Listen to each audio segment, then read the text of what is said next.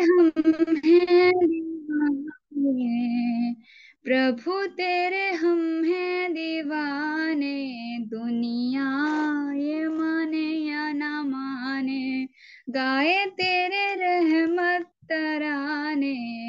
दुनिया ये माने या ना माने, तू पूजा है मेरी, मैं तेरा पुजारी। तू दाता है मेरे, मैं तेरा भिखारी।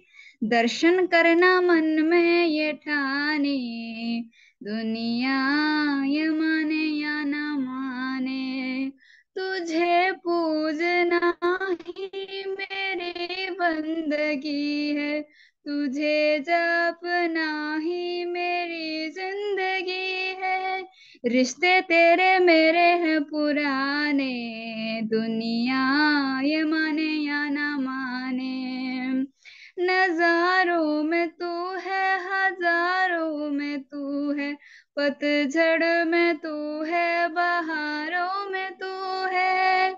सुख के तूने बांटे हैं खजाने, दुनिया ये माने या ना माने।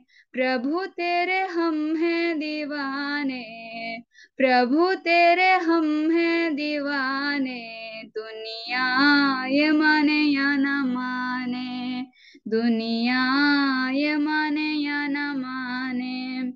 धन्यवाद। वेदांशी आर्या, गुरुकुल चोटीपुरा। वेदांशी आर्या, गुरुकुल चोटीपुरा। वेदांशी। नमस्ते सभी को। जब तेरा कोई रूप नहीं है, किसको भोग लगाऊं।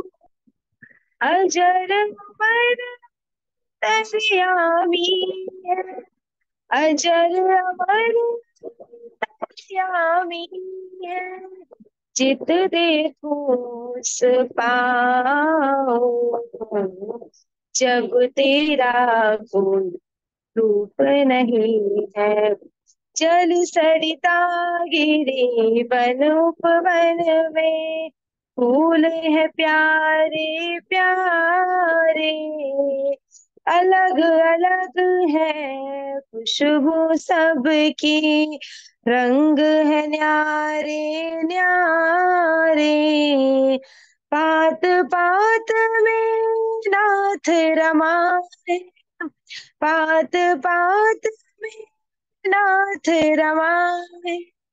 कहाँ मैं खोजन जाऊं, जब तेरा कोई रूप नहीं है। सागर में है सीप सीप के, अंतर में है मोती। नभ में सितारे चांद और सूरज, में है उसी की ज्योति।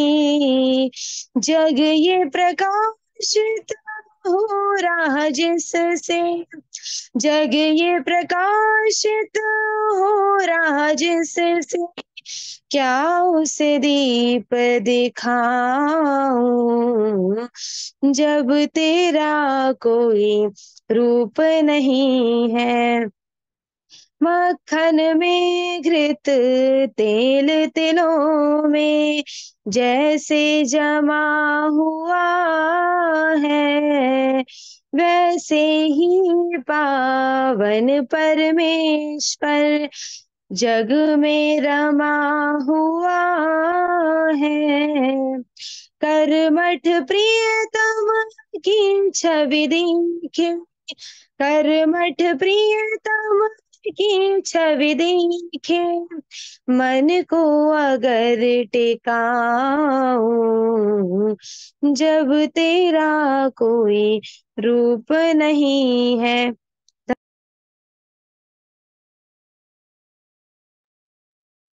दीपांकर बहन जी बांग्लादेश से हमारे बीच में जुड़ी हुई हैं, बहुत ही सुमधुर भजन गायिका है। दीपांकर, ज्योति दीपांकर जी, ज्योति दीपांकर जी, अनम्यूट हो जाइए ज्योति जी। जी ज्योति जी। नमस्ते जी। नमस्ते जी, नमस्ते, अब स्वागत मैं है आप।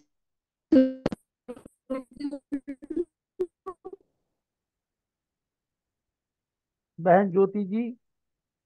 धन्यवाद। जी। शुरू करूं? हाँ, प्रारंभ करें। धन्यवाद। पूजनीय प्रभु हमारे, भाव उज्जवल कीजिए, छोड़ दे छल कपट को, मानसिक बल दीजिए। पूजनीय प्रभु हमारे, भाव उज्जवल कीजिए, छोड़ दे छल कपट को, मानसिक बल दीजिए। वेद की बोले ऋचाई, सत्य को धारण करे, हर्ष में हो मगन सारे।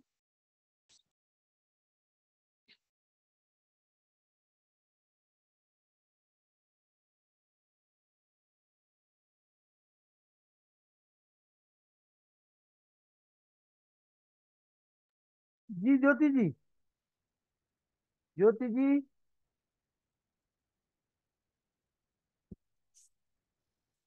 मुझे एक मिस्टेक हुआ है, थोड़ी गलती से।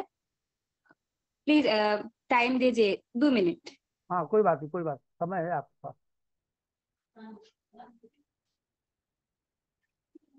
आचार्य आनंद पुरुषार्थी जी किस तरह विदेश में जा जा करके वैदिक धर्म की पताका फहरा रहे, उसका जीता जागता प्रमाण ये ज्योति दीपांकर जी।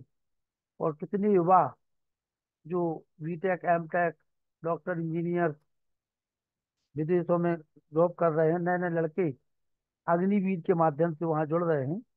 ये बहुत बड़ा कार्य। जी बहन जी, ज्योति जी, हाँ, ओके। प्रारंभ करें। मुझे दिख रहा है। जी ज्योति जी, बताइए। Okay, thank you.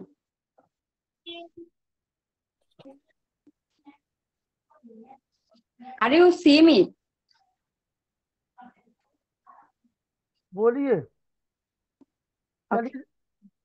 Okay, thank you, thank you, thank you. अच्छा, मैं शुरू करती हूँ। मेरा जो गलती हो गई तो उसे क्षमा करना। अब मैं स्टार्ट करूँ? ओके। पूजनीय प्रभु हमारे, भाव उज्जवल कीजिए, छोड़ देवे छल कपट को, मानसिक बल दीजिए। वेद की बोले ऋचाए, सत्य को धारण करे, हर्ष में हो मगन सारे, शोक सागर से तरे। अश्वमेधादिक रचाए, यज्ञ पर उपकार को, धर्म मर्यादा चला कर, लाभ दे संसार को। नित्य श्रद्धा भक्ति से यज्ञादि हम करते रहे, रोग पीड़ित विश्व के संताप सब हरते रहे। भावना मिट जाए मन से, पाप उत्वाचार की, कामनाएं पूर्ण होवे, यज्ञ से नर नारी की। लाभकारी हो हवन हर जीव धारी के लिए, वायु जल सर्वत्र हो शुभ गंध को धारण किए। सार्थ भाव मिटे हमारा, प्रेम पथ विस्तारी हो, ईदन मम का सार्थक प्रत्येक में व्यवहार हो। प्रेम रस में मग्न होकर वंदना हम कर रहे। नाथ करुणा रूप करुणा आपकी सब पर रहे। पूजनीय पिता हमारे भाव उज्जवल कीजिए। छोड़ देवे छल कपट को मानसिक बल दीजिए। पूजनीय प्रभु हमारे भाव उज्जवल कीजिए। छोड़ देवे छल कपट को मानसिक बल दीजिए। नमस्ते। बहुत सुंदर, बहुत सुंदर। दीपांकर बहन जी, बहुत सुंदर। दया। धन्यवाद। और आदरणीय बहन ने बहुत अच्छे विचार अपने प्रार्थना के माध्यम से रखे और बड़ा उत्साह। प्रभु जी तेरी लीला है अपरम पार, सबके रक्षक सबके पालक हो जग के करतार। प्रभु जी तेरी लीला है अपरम पार, ओ अविनाशी घट घट वासी तेरा भेद किसी ने न पाया। सबकी नजरों में रह करके भी नजर किसी को न आया। जो तेरा हो जाए दाता, हर रंग में तुझे ही पाता। करे सदा तेरा दीदार, प्रभु जी तेरी लीला है अपरम पार। बिन मांगे दे मुक्त सभी को हवा रोशनी पानी, दान दिए पर जतलाए ना गजब कहे चितानी। तू सबको देता दाता, तेरा दिया हुआ हर कोई खाता। तेरे पर रहे भंडार, प्रभु जी तेरी लीला है अपरम पार।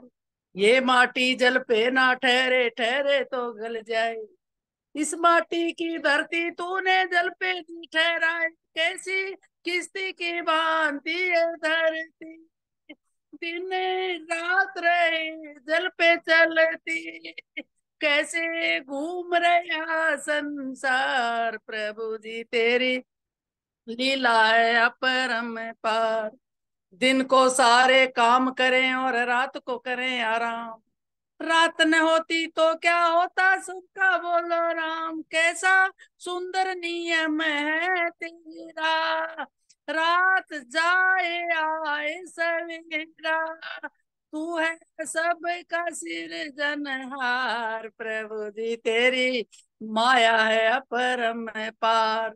ओ सेवक के मालिक तेरी हर एक बात निराली, हम तो छुट्टियां कर लेते पर तू ना रहता खाली। दिन रात और शाम सवेरे खुले रहते हैं दफ्तर तेरे। तू है सबसे बड़ी सरकार, प्रभु जी तेरी लीला है अपरम पार। प्रभु जी तेरी माया है अपरम पार।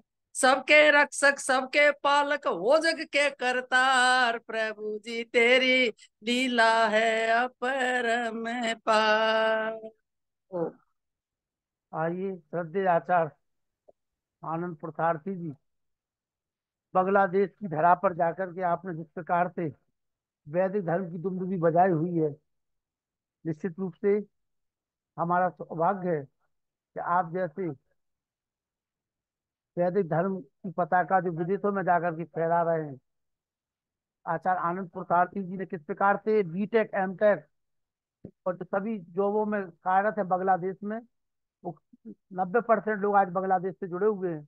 और हमारा सौभाग्य है कि डॉक्टर रामचंद्र जी भी आज जुड़े हुए हैं, उनको भी हम बाद में सुनेंगे, उनका भी आशीर्वाद लेंगे। आचार्य आनंद पुरुषार्थी जी,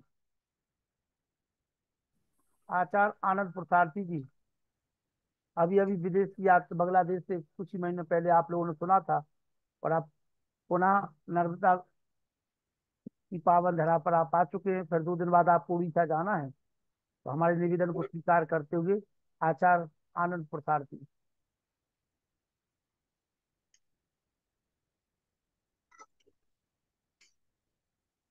जी आचार्य जी प्रारंभ करें।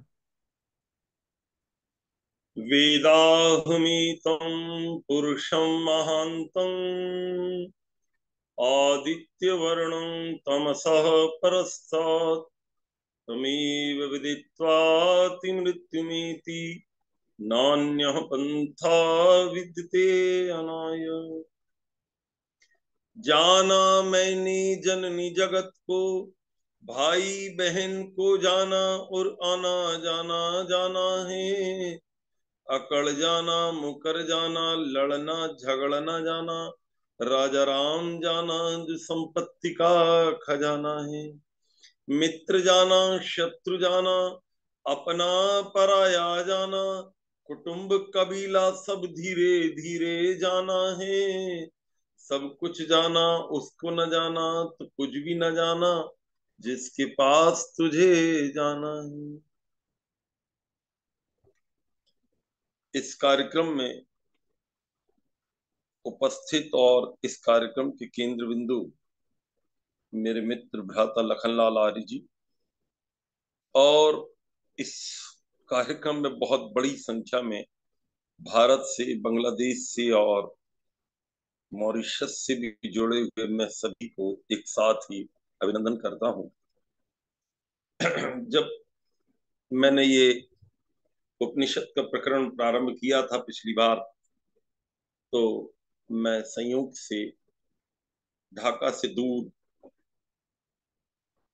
एक गांव में वैदिक धर्म की सेवा कर रहा था, तो थोड़ा नेटवर्क कमजोर था। फिर भी 2-3 दिन का भ्राता जी का आग्रह था, तो मैंने प्रथम मंत्र और उपनिषद की थोड़ी सी चर्चा वहां पर की थी। अब ये मैं कल ही प्रचार कार्य से लौटा हूं, और आज पुनः लखनलाल भाई साहब की बड़ी इच्छा थी कि मैं आपकी सेवा में आऊं। तो ये यद्यपि ऐसा कुछ भी हुआ कि संभवतः नेटवर्क बड़ी देर गड़बड़ रहा, तो कोई बात नहीं, अब तो सब कुछ ठीक हो गया है और हम सब जुड़े हुए हैं। और जो लोग बीच बीच में अगर मगर हो रहे हैं वो लोग चिंता ना कीजिए, अब गड़बड़ नहीं होगा नेटवर्क। अब आप लोग अच्छे से जुड़िए, और आपके जो बॉस हैं डॉक्टर निलय जी, वो भी इसमें जुड़े हुए हैं जहां तक मैं समझ पा रहा हूँ। भ्राता जी हमारे श्री सुकन जी मॉरिशस से भी जुड़े हुए हैं, और भी बहुत लोगों को मैं देख पा रहा हूँ जुड़े हैं। इसलिए आप सबको थोड़ी देर यद्यपि विलम्ब हुआ है तो मैं क्षमा प्रार्थी हूँ, लेकिन अब आप लोग लगातार रहिएगा। मैं ये समझ सकता हूँ कि आप में से बहुत सारे महानुभावों को हिंदी थोड़ी कम आती होगी, तो लेकिन हम इतनी सरल बोलने का प्रयास करेंगे कि आपको दिक्कत ना जाए।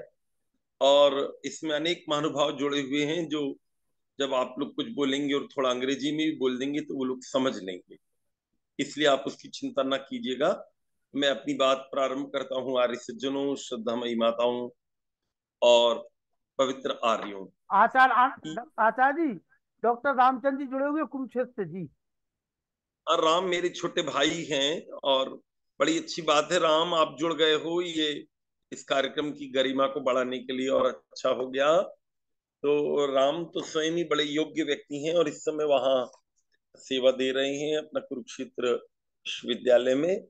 इनके विश्वविद्यालय में मैं गया था और फिर इनसे मिलकर आया। वहां की रेडियो में मेरा व्याख्यान भी था कुरुक्षेत्र में, ये लगभग 4-5 महीने पुरानी बात है। तो कोई बात नहीं, आइए अपन जो अपना विषय है, यद्यपि मेरा जो पिछला प्रवचन था उसमें बहुत सारी बातें मैंने बताने के बाद भी वहाँ कुछ परिस्थिति ऐसी थी गांव में, वहां नेटवर्क या कुछ जो भी रहा, लास्ट के कुछ वाक्य मैं नहीं बोल पाया था, तो अब तो मैं उसको छोड़ रहा हूँ। वो जो प्रथम मंत्र था, ईशावास्यमिदं सर्वम यत्किंच जगत्याम जगत तेन त्यक्तेन भुंजी था माँ गृधा कस्य सिद्धनम, इसकी मोटी मोटी व्याख्या इन 2-3 दिनों में हो गई थी, और उसके लास्ट में कुछ बातें बोलनी थी, वो मैं फिर कभी प्रयास करूंगा किसी मंत्र में ही उसको अपन समाहित कर लें। आज अपना ये जो दूसरा वाला मंत्र है ये भी बहुत ज्यादा प्रसिद्ध है। पहला वाला जो मंत्र था आप समझ सकते हैं कि पहला वाला मंत्र तो पूरे वैदिक धर्म का, पूरी वैदिक संस्कृति का, पूरे वैदिक विचारों का एक छोटा सा सूत्र जैसा है, उसको सार आप कह सकते हैं। पूरे विश्व की समस्त पवित्र विचारधाराओं का यदि सार आप कहीं ढूंढना चाहें तो आर्य सज्जनों वो केवल प्रथम मंत्र में ही आ जाता है। यदि कोई केवल प्रथम मंत्र को जीवन में उतार लेता है तो उसके जीवन की वो समस्त बातें जिनको बहुत बड़े बड़े सत्संगों में भी वो नहीं जान पाता, कई बार वो सहज रूप से ही प्रथम मंत्र से मिल जाती है। वो मंत्र विद्वानों का बड़ा प्रिय था और बहुत गरिमा व्यक्ति के चिंतन को देता है। लेकिन ये दूसरा मंत्र है आर्य सज्जनों, ये भी हमारे जीवन का एक पूरा की पूरा रास्ता तय कर देता है। हमारी जितनी भटकन है उसमें बहुत सारी भटकन, हमारी जो असमंजस की स्थिति रहती है, हम ये नहीं समझ पाते मैं सही चल रहा हूं कि गलत चल रहा हूं, उचित है कि अनुचित है। हमारे जीवन के वर्षों तक हम केवल मशीन सा जैसा बनकर दौड़ते रहते हैं। कई बार मुझे याद आता है दुबई में एक सज्जन मुझे मिले, उनके बहुत सुंदर घर में मैंने हवन करवाया और काफी लोग आए उसमें। उन्होंने बातों बातों में मुझे कहा कि आचार्य जी, हम लोग इतना सब कुछ कमा रहे हैं, इतने घरों में रह रहे हैं, देश दुनिया की याद, लेकिन हमारा जीवन एक कुत्ते जैसा हो गया है, जैसा बस वो एक बिल्कुल मशीन जैसा ही हो गया है। सुबह से उठे और रात तक पूरी कंपनी हमारा इतना वो काम कर चुकी होती कि रात को हम निढाल होकर सो जाते, अगले दिन फिर वैसी स्थिति उनकी बन जाती। बरसों बरसों निकल जाते हैं, बेचारे वो मशीनी जिंदगी ही जी रहे हैं। तो क्या ये मशीनी जीने, हमको जीने के लिए भगवान ने हमको भेजा था या कुछ और था? तो प्रथम मंत्र को यदि आप याद करें तो उसमें काफी कुछ आया था। अब दूसरे में कुर्वन् वेह कर्माणि जिजीविषेच्छतम समाह एवं त्वयि नानिथे तोस्ति न कर्म लिप्यते नरे। कुर्वन् एव इह कर्माणि, इह यानी यहां पर, कुर्वन् यानी करते हुए, क्या करते हुए? कर्माणि, कर्मों को करते हुए। अब सबसे बड़ी बात यह है कि हम इतने आलसी हो गए हैं कि हमको लगता है बिना ही कुछ किए मेरा सब काम हो जाए। आप देखिए जो जहां खड़ा है वो अपनी जिम्मेदारी से भागने का पूरा प्रयास कर रहा है कि कहीं मेरे ऊपर जो भार सौंपा है उसमें मुझे कुछ करना ना पड़ जाए। एक नेता अपने नेतृत्व को ठीक से देने को तैयार नहीं, एक डॉक्टर अपनी डॉक्टरी को ठीक से करने को तैयार नहीं, और एक शिक्षक ठीक से शिक्षक होने को तैयार नहीं, एक विद्यार्थी ठीक से विद्यार्थी होने को तैयार, और एक इंजीनियर, एक चार्टर्ड अकाउंटेंट, एक जो भी, मतलब मैं हर व्यक्ति को उसमें इंगित करना चाहता हूं, मुझे क्षमा कीजिएगा इतने बड़े शब्द मैं कह रहा हूं, हमने इस पहले वाक्य का जैसे अपमान सा कर दिया, हम निठल्ले से हो रहे हैं। हमको लगता है कि बहुत कम परिश्रम से मुझे वो सब मिल जाए जो मेरे पहले वालों को बहुत मेहनत के बाद मिले। और इसलिए मेरी वेद माता आदेश दे रही है कि बेटा कुर्वन, करते हुए, इह कर्माणि, कर्मों को करते हुए, जिजी विषेच्छतम समा, 100 साल तक तुझे जीना है, इसके पहले तो तू सोचना भी नहीं कि मैं रुक जाऊं। यद्यपि कुछ विचारकों का कहना है कि 100 केवल प्रतीकात्मक है, यहाँ वास्तव में तो 100 से बहुत आगे जीना है आप, इससे आगे इतनी लंबी यात्रा है। और यदि जन्म जन्मांतर का हम देख लें तो हजारों करोड़ों साल तक ये आत्मा का कुछ नहीं होना है इस जीवन में भी, और बार बार इसी संसार में आप जब तक आएंगे कर्मशील होकर आपको आना है। और हमारे आश्रम, हमारे जितने भी वर्ण हैं, आप कोई ऐसा वर्ण निकाल कर बताइए, कोई ऐसा आश्रम निकाल कर दिखाइए जो आर्य सज्जनों आलस की बात करता हो, निठल्लेपन की बात करता हो, बैठकर खाने की बात करता हो। असमंताश्रम क्रियते अस्मिन् इति आश्रम, चारों तरफ से जहां पर कर्म ही कर्म किए जाते हो, कोई निठल्ला रहने को तैयार नहीं। हम इतने परिश्रमी हुए, इतने परिश्रमी हुए हमारे प्राचीन में भी और आज भी, कि जहां पर हम चल निकले वहां संसार परिश्रम से भर गया। ये हमारा इतिहास से प्राचीन। अब हम गड़बड़ हो गए एक अलग बात है, अब हम आलसी हो गए एक अलग बात है। आप देखिए हमारा ब्रह्मचर्य परिश्रम से भरा हुआ है। इसमें तो कमाई ही दो प्रकार की है, विद्या की खूब कमाई है, शरीर की खूब कमाई। यदि आपने शरीर अच्छा नहीं बनाया, विद्या खूब पाली तो बीमार पड़ जाओ, और विद्या बिल्कुल नहीं कमाई, शरीर आपका बहुत सुंदर हो गया तो आप मूर्ख जैसी जिंदगी खाओ, ये रह जाएगी आप। तो पूरे विद्यार्थी काल में दुनिया के लोगों इतना परिश्रम करना है, इतना करना है कि विद्या भी आपकी बेजोड़ हो जाए और आपका शरीर का सौष्ठव भी बेजोड़ हो जाए। उसमें ऐसा नहीं लगना चाहिए कि कुछ खुदा बंदे से पूछे कि बता तेरी रजा क्या है। इतने परिश्रमी हमको होना चाहिए। लेकिन कमाल की बात यह है आर्य सज्जनों कि ब्रह्मचारी जितना परिश्रम करना चाहिए उसमें थोड़ा कम हो गया है।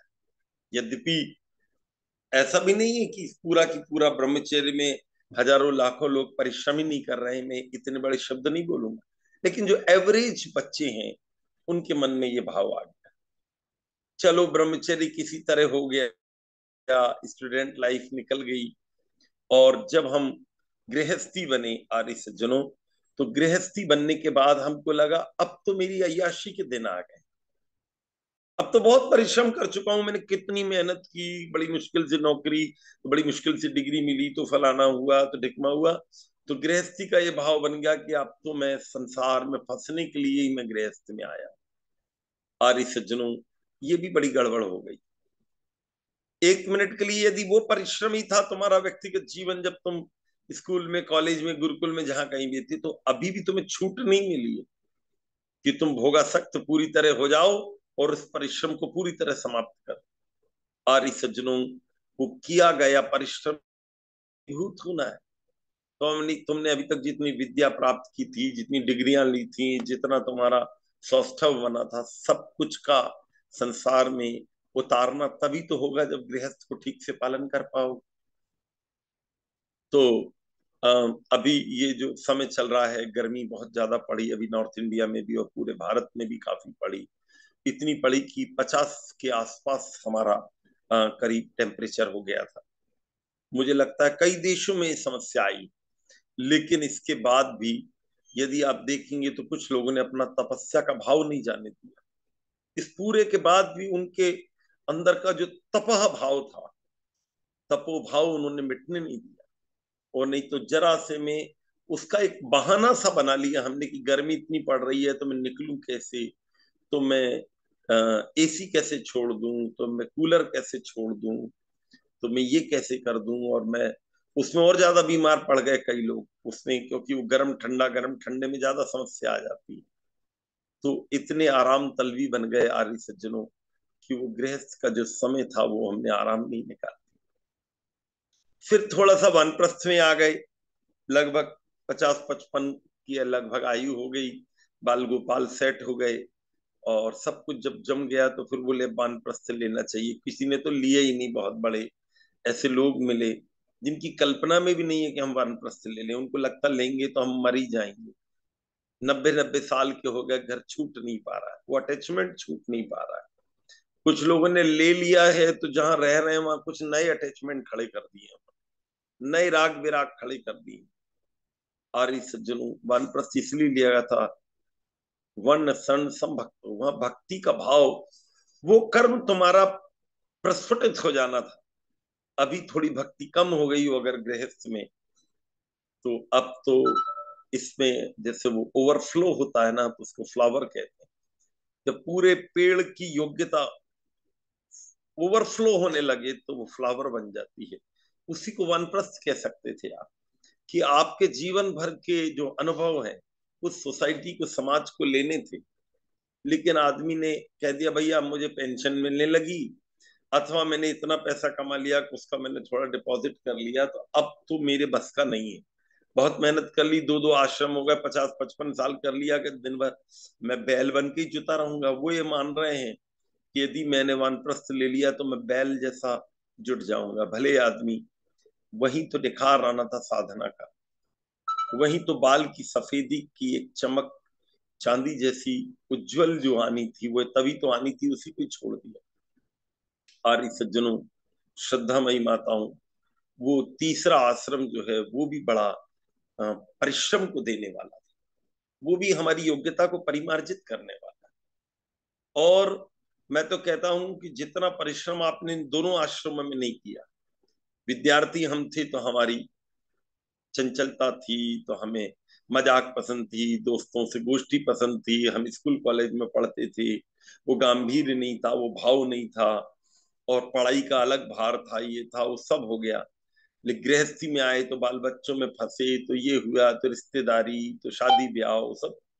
अब तो ये होना चाहिए आर्य सज्जनों कि जब हम परिपक्व हो गए, वो लगभग 60 के आसपास हमारी अवस्था है, 50, 55, 60, तो इतनी मैच्योरिटी आनी चाहिए कि वो पूरी दिनचर्या को व्यवस्थित कर ले। अगर इन दोनों सदनों में ना भी रह पाई हो दिनचर्या, तो वो दिनचर्या यहाँ पर वो कर्म का ऊंचापन यहाँ दिखना चाहिए, जो कर्म का ऊंचापन 2 आश्रमों में भी नहीं दिखा पाया होगा। तो फिर यदि ये हो गया तो सन्यास जो है वो तो बिल्कुल आनंद देने वाला हो जाता है, और जिसे कहते हैं वो एक स्वर्ण की भांति दैदीप्यमान व्यक्ति बन जाता है। इन चारों ही आश्रमों को यदि एक शब्द में बोलने का प्रयास किया गया हो तो कुर्वन् एव इह कर्माणि जिजीविषेच्छतम् समः। आपके 100 साल जो हैं वो पूरे कर्म से भरे होने चाहिए। अब कर्म कहते किसको, ये सवाल इस बात का है। कर्तृस्थित समम कर्म, जो कर्ता कोई स्थित है उसका नाम जैसे कह सकते हैं कि कर्म है। यदि कर्म आपका ठीक नहीं है तो उसके प्रभाव, परिणाम, फल तीनों ही गलत हो जाए। तो कहा गया कि ये कर्म कितने प्रकार के होते हैं, आपने अनेक बार सुना होगा।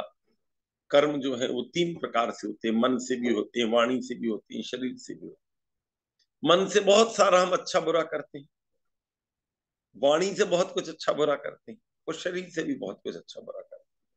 मैं अभी बीच में पढ़ रहा था कि एक दिन में करीब 60,000 विचार एक व्यक्ति के बड़ी स्पीड में दिन भर में आते रहते हैं, एक दिन में या 8 दिन में, ऐसा कुछ उसमें लिखा हुआ है। इतनी स्पीड में ये 24 घंटे में हमारे विचार कभी रुक ही नहीं पाते। उसमें अच्छे विचार भी होते हैं, बुरे भी। तो जितने मन से कर्म होते हैं उनमें पापाचार भी बहुत सारा होता है और पुण्याचार भी बहुत सारा। मन से जब आप आस्तिकता का भाव बनाते हैं तो मन का पुण्य हो जाता है, जब आप नास्तिकता का भाव बनाते हैं तो मन का पाप। यद्यपि हम उपनिषद का पहला मंत्र ईशावास्य उपनिषद का पढ़ चुके हैं, उससे नास्तिकता हमारी दूर हो जानी चाहिए।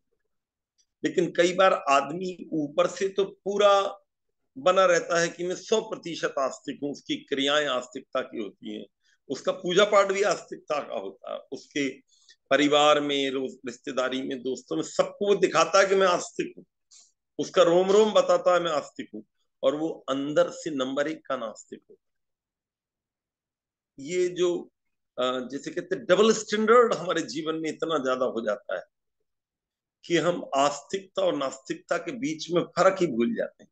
हमको लगता है तो जीवन का सहज अध्याय है कि बाहर दिखाओ कि मैं आस्तिक हूं और अंदर रहो कि मैं अनास्तिक। ऐसे बहुत सारे आपको लोग मिलेंगे जो बहुत अच्छी अच्छी पोस्ट पर हैं, बड़े योग्य हैं, बड़े पवित्र भी हैं, लेकिन आर्य सज्जनों वो बैठकर 10 मिनट संध्या नहीं कर पाते, उनसे करते ही नहीं बनती। उनको बैठो तो ऐसा लगता है जैसे कोई कांटों में बैठ गए, बड़ी स्पीड में वो भागते भागते करते हैं। कई बार तो ऐसा तक देखते हैं कुछ लोग खड़े खड़े संध्या कर लेते, बोले मेरे पास तो बैठने का भी टाइम। ऐसे भी दुनिया में लोग। लेकिन आर्य सज्जनों, मन का जो पुण्य है वो आस्तिकता है, मन में गहरा विश्वास कर्म के प्रति, कर्म के दाता के प्रति, कर्म फलदाता के प्रति, और ईश्वर के वेद संविधान के प्रति, ईश्वर के प्रति जितना गहरा विश्वास हो वो उतना बढ़िया आस्तिक कहलाता है। इसको उल्टा कर दीजिए तो मन का बुरा काम जो है वो नास्तिकता भी है। हमारे जीवन की नास्तिकता हमारे ऑफिस में, हमारे व्यापार में, हमारी फैमिली मेंबर्स के बीच में अलग दिखनी चाहिए कि नास्तिकता इस व्यक्ति को छुई भी नहीं। एक बहुत बड़े स्कॉलर हैं, वो काफी पॉपुलर हैं इस समय भारत में, और मैं उनका मतलब नहीं बताऊंगा नाम, अच्छा नहीं रहेगा। मेरे आज भी बहुत अच्छे मित्र हैं, और तो वो, उनको संभवतः दमे का रोग है, बहुत साल पुरानी बात है। मेरा उस जमाने में ये मोबाइल वगैरह नहीं होते थे, पत्र व्यवहार होते थे। मैं गुरुकुल में पढ़ा करता था, तो उनका पत्र आया कि भाई मैं भी गुरुकुल में पढ़ना चाहता। तो हमारे जो गुरुदेव थे बोले जी बुला लेते हैं इनको। तो हमने उनसे कहा कि आप आ जाइए, और यहाँ ऐसी क्लासेस चलती हैं, आप पढ़ेंगे।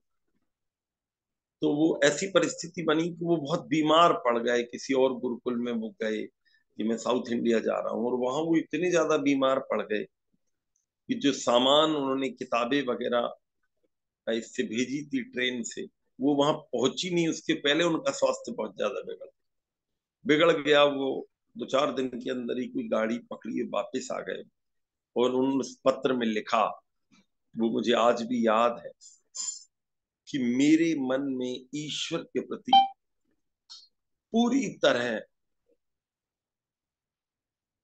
ऐसा लगा कि ईश्वर है ही नहीं, जिसने मेरा इतना कष्ट मुझे दिया। जबकि वो उस समय भी बड़े अच्छे माने जाते थे, लेकिन उनके मन में नास्तिकता अंदर की थी, वो एकदम से जैसे बाहर सी आ गई। और मैं ये नहीं कहता कि केवल हम लोगों के जीवन में भी होता होगा, शायद हम इतना नहीं समझ पाते, कि जरा सा कोई विपरीत हमारे साथ कभी कोई कर दे, तो हम भगवान को ही सीधा चैलेंज कर देते हैं कि उसका अस्तित्व ही नहीं। छोटा सा दुख आ जाए, कोई बीमारी आ जाए, घर में कोई बहुत बड़ी दुर्घटना घट जाए, और ऐसे आपको बहुत अच्छे अच्छे संत लोग मिलेंगे, अच्छे अच्छे आध्यात्मिक वैचारिक धरातल पर खड़े हुए लोग मिलेंगे, जिनको बड़ा जाना जाता है दुनिया में। आर्य सज्जनों, वो भी ईश्वर के प्रति कहते मिलेंगे कि क्या भगवान जो है, वो उसने देखो मेरे साथ कितना गलत किया, मैंने क्या बिगाड़ा था भगवान।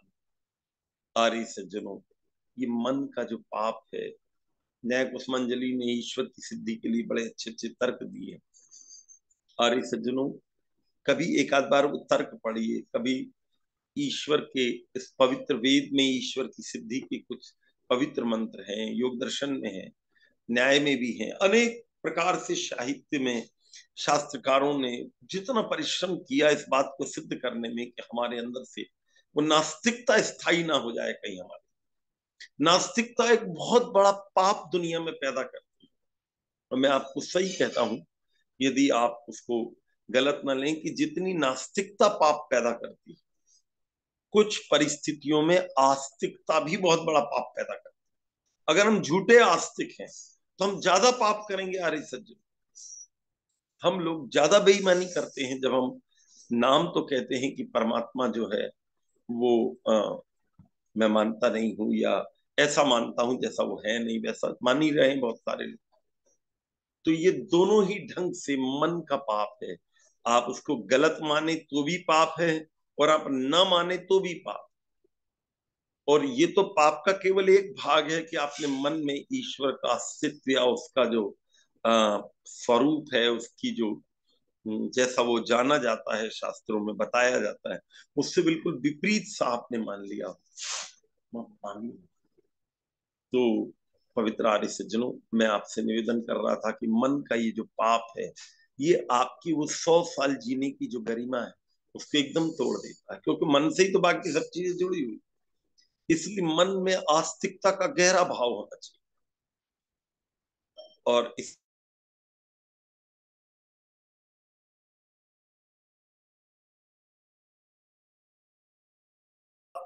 ईश्वर का स्वरूप है, मुझे गहरा विश्वास है। मैं आपको, बहुत साल पुरानी बात है, पहले मैं संध्या से खाने जाता था।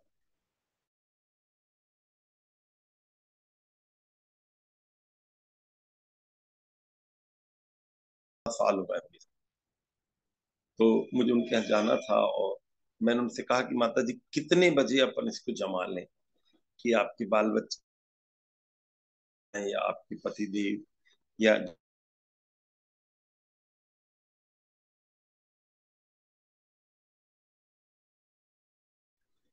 तो ऐसा निश्चय हुआ कि भाई दोपहर में आप, मैंने कहा मैं इतने बजे फ्री रहता हूँ इतना, तो उन्होंने एक वाक्य बोला,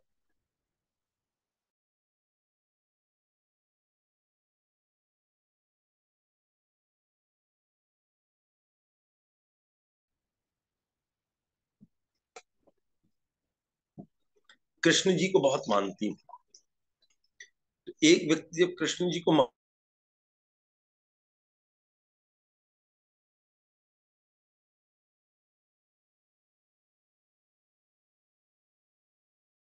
इतने बजे बच्चों को तैयार किया, इतने बजे सब चले गए, और इतने बजे फिर मैं संध्या सीखूं दोपहर में या शाम को सीख, तो दिन भर उनका ऐसा कुछ नियम था कि जब तक वो बहुत पूजा पाठ न कर ले कुछ खाती नहीं थी, और उपवास रखती थी एक दिन में कई कई, बहुत ज्यादा धार्मिक थी।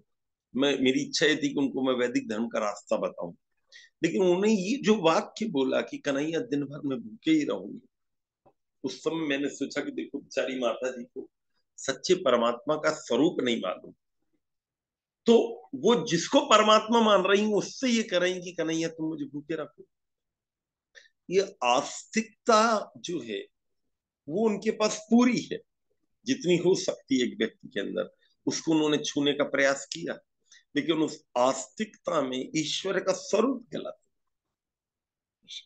जैसे कोई साईं बाबा को भगवान मान ले, या कोई काली मैया को मान लीजिए, बांग्लादेश के हमारे बहुत सारी युवक युवतियां जुड़े हुए हैं, आपके यहाँ जैसे काली माता जी को कितना ज्यादा माना जाता है, और आसाम की काली माता है, और इधर आपकी कलकत्ता वाली है, और आपके वहां भी बांग्लादेश में ढाका में भी जो है, और उसके अतिरिक्त भी पूरे की पूरे बंगाल में काली जी के कई मंदिर मिलेंगे।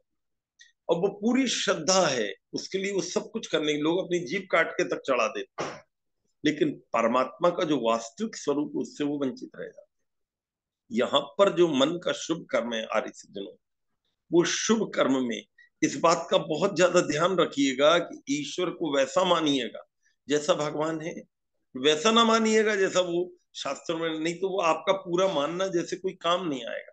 आप इसको ऐसा समझ लो कि अपने गांव के किसी व्यक्ति को आप कह दें कि ये तो नरेंद्र मोदी है, नरेंद्र मोदी मानकर आप उससे पूरा व्यवहार भी करते हैं, लेकिन नरेंद्र मोदी तो वो बन नहीं पाएंगे चाहे आप कितने ही मानते रहे। आप किसी को कुछ भी मान लेंगे, उससे ये स्थिति नहीं बन पाएगी कि वो वैसा बदल जाए। और परमात्मा तो किसी भी परिस्थिति में बदलता नहीं, वो जैसा है एक रस है। तो मन का शुभ कर्म और मन का अशुभ कर्म, आस्तिकता नास्तिक। मन में एक कर्म और भी होता है जिसको आप जेलेसी कहते हैं, द्वेष। इसको उल्टा कर दें करुणा। जब हम मन से करुणा से भरे रहते हैं तो हमारी ये जो कर्म है जिसके लिए 100 वर्षों तक जीने की बात कही, इन कर्मों में करुणामय स्थिति हमारी दिखती चली जाएगी। हमारे हर कार्य में, चाहे वो निर्जीव हो सजीव हो, जो भी हमारे संपर्क में आएगा, हम उसको तकलीफ पहुंचाकर या उसको अव्यवस्थित कर कभी भी सुखी नहीं हो पाए। हमारे मन में भाव बन जाएगा कि किसी को भी कष्ट देना, जैसे कहते हैं अन्याय पूर्वक, ये मेरे पापाचार को जन्म देता है। आर्य सज्जनों, आपकी पत्नी है, आपका बेटा है, आपके मोहल्ले वाले हैं, आपके स्कूल कॉलेज के लोग हैं, वो आपके इन व्यवहारों को बहुत ध्यान से देखते हैं कि उसमें आप कितनी प्रामाणिकता से कार्य कर रहे हैं। अभी मैं किसी को पढ़ रहा था, उसमें लिखा था कि स्किल है, योग्यता है, सुंदरता है, बड़ी बड़ी डिग्रियां हैं, ये केवल 15% काम करती हैं जीवन। सब कुछ केवल 15, 85% आदमी का व्यवहार उसकी जिंदगी तैयार करता है। ऐसे बहुत सारे लोग हैं जिन पे बड़ी बड़ी डिग्रियां हैं, लेकिन वो दुनिया के प्लेटफॉर्म पर सफल कम है। और ऐसे बहुत सारे लोग हैं जिनके पास डिग्रियां कम हैं, जिनके पास सौंदर्य कम है, जिनका शरीर भी कोई बहुत अच्छा नहीं, और वो बहुत योग्य भी नहीं है, इसके बाद भी आर्य सज्जनों वो लोग अपेक्षाकृत ज्यादा सफल है दुनिया। उसका बहुत बड़ा कारण है 85% उन्होंने अपने व्यवहार को इस पूरे की पूरे सांसारिक प्लेटफॉर्म से ऊंचा उठाकर खड़ा रख दिया। तो उनके निकट जो आता है वो उनके इस व्यवहार से खुश हो जाता है।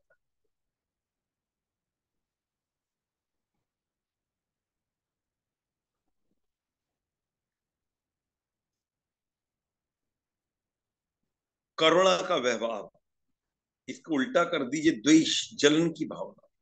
आप 100 साल तक जीना बहुत दूर की बात, छोड़ दीजिए 1 साल भी दिया आप द्वेष से भरकर जीते रहे किसी व्यक्ति के प्रति, तो ये द्वेष से भरा हुआ आपका जीवन आर्य सज्जनों आपको इतना अशांत कर देगा कि आने वाले 10-15 साल तक आपको तकलीफ बनी रहेगी उस जरा से देश के कारण। आप एक दिन पूरा, 1 घंटा, एक दिन भी छोड़ दी, किसी से जम के द्वेष की भावना बनाकर देखिए, जो प्राय बनी रहती है। आप देखिए कितना ज्यादा हमारे जीवन में अशांति वो 1 घंटा कर देता है, पूरे की पूरे 23 घंटे को खराब कर देता है 1 घंटा। स्कूल में, कॉलेज में, व्यापार में, धंधे पानी में इतना कंपटीशन है दुनिया कि द्वेष जो है हमारे रोम रोम में भरा हुआ। एक एडवोकेट को देखकर सुखी नहीं, एक डॉक्टर को देखकर आनंद का अनुभव नहीं करता, एक नेता दूसरे नेता को देखकर आनंद का अनुभव नहीं करता, और तो और जो एक उपदेशक है जिसका काम ही दुनिया में प्रेम को बढ़ाना था, वो भी दूसरे उपदेशक को देखकर करुणा और प्रेम से नहीं अलंकृत होता, उसके मन में भी एक द्वेष की और जैसे कहते हैं टसम टस की भावना बनी रहती है। वैसे दुनिया भर के उदाहरण मिलते हैं कि आदमी ने एक दूसरे के द्वेष में बड़ी बड़ी घटनाएं कर दी। आर्य सज्जनों, मन का अच्छा काम था आस्तिकता, तो मन का अच्छा काम था करुणा। अगर दया से आप भरे नहीं हो तो वो आस्तिकता भी आपको कोई ज्यादा लाभ नहीं दे पाएगी। ईश्वर को आप मानते रहेंगे, इधर क्रूरता से भरे रहेंगे। अब मन के अच्छे बुरे दोनों काम चलना है, एक तरफ लोभ है और एक निष्प्रियता या अस्प्रियता कह लीजिए, अलोभ कह दीजिए। अलग अलग शास्त्रों में अलग अलग शब्दों से इसका प्रयोग किया गया है, भाव दोनों का एक ही है कि एक व्यक्ति जब बहुत लोभ करता है तो वो, उसकी ये कोई सीमा नहीं होती कि वो कितना लोभ कर सकता है।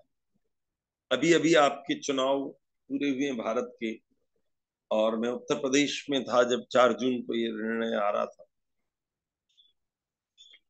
बड़े हमारा कोई पार्टी से कोई लेना देना नहीं है आर्य समाज लोगों का, लेकिन जो भाव की बात है कि आप यदि इसको जस्टिफाई करें कि हमारे देश की जो जनता है वो कैसी लालची जैसी हो रही है, कैसी उसको जैसे वो जो कुत्ता होता है उसके मुंह में यदि आपने मांस लगा दिया ना तो वो अपने सगी को भी काट फाड़ के वो खाने को तैयार रहता है।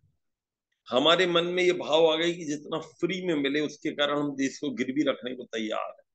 हमको ये नहीं लगता कि आने वाला भविष्य हम कैसा तैयार कर रहे हैं, कैसी परिस्थितियां इससे होंगी। वो हमारा जो लोभ है वो हमें न जाने कितने पापाचार में ढकेल देगा। आर्य सज्जनों, पवित्र माताओं, तो भाइयों बहनों, ये लोभ का जो है और अलोभ का जो भाव है ये आदमी के पूरे 100 वर्ष की यात्रा को बड़ा गहरा प्रभावित करता है। एक आदमी संतुष्टि से जिंदगी जीता है, सामान्य नौकरी है, सामान्य व्यापार है, ठीक ठाक उसको मिल जाता है और उसका काम बिल्कुल ठीक चल जाता है, उसको इसमें कोई दिक्कत नहीं होती, तो वो बहुत अच्छी जिंदगी जी सकता है। लेकिन यदि उसके मन में ये लोभ आ जाए, 99 का चक्कर आ जाए, तो वो एक सब्जी वाले तक को छोड़ने को तैयार नहीं होगा, एक रिक्शे वाले को भी तोड़ने को तैयार नहीं होगा। उसका बस चले तो वो एक रिक्शे वाले का भी पैसा अपनी जेब में रखे। ऐसा कहते हैं, मार्क ट्वेन करके एक बहुत बड़े जो हैं विचारक हुए विदेश में, तो मार्क ट्वेन कहते हैं कि मैं एक बार चर्च में बैठा, वो चर्च में बैठा था तो चर्च का ऐसी परंपरा रहती है कि वहां पर दान के लिए जैसे अपने आरती घुमाते हैं पौराणिक भाइयों में, ऐसे उनके अभी एक वो, तो उसके पहले वो जो पादरी थे, जो वहां पर संत थे ईसाइयों, वो एक प्रवचन दे रहे थे। प्रवचन देते देते उन्होंने कहा कि आपको चर्च के कार्यों के लिए दान देना चाहिए। सबने बड़े ध्यान से सुना कि हमें थोड़ा सा दान देना चाहिए, ध्यान से सबने सुना, लेकिन वो ये कह रहे थे कि जितना ज्यादा हो तुम दान। तो मार्क ट्वेन अपनी जिंदगी की डायरी में लिखते हैं कि जब ये वो बात कह रहे थे तो मेरे पास $1000 रखे हुए थे, और उनका प्रवचन सुनकर मैं इतना प्रभावित हुआ कि मुझे लगा कि मैं पूरा $1000 ही दान कर दूंगा। अब उनका प्रवचन तो चल रहा था, खचाखच भरा हुआ था चर्च, और मार्क ट्वेन आगे लिखते हैं कि मेरे मन में एक युद्ध प्रारंभ हो गया कि प्रवचन तो सर बहुत अच्छा दे रहे हैं, फादर बहुत अच्छा दे रहे हैं, लेकिन $1000 के बराबर नहीं दे रहा। अगर अपन $800 भी दे देंगे तब भी पुण्य मिलेगा और तब भी इनका काम चलेगा। फिर उन्होंने ये बात करते करते उनके मन में एक और विचार आया कि नहीं नहीं, 800 भी ज्यादा हो जाएगा, $600 दे दूंगा तो चल जाएगा। आगे लिखते हैं मार्क ट्वेन, 600 से मैं करते करते 500 पर आ गया, 500 से 400 पर आ गया, करते करते मैं $100 पर आ गया। और मैंने कहा कि $100 भी यदि मैं दान दे दूंगा तो भी बहुत बड़ा दान हो जाएगा। मैंने बात पूरी ध्यान से सुन ली।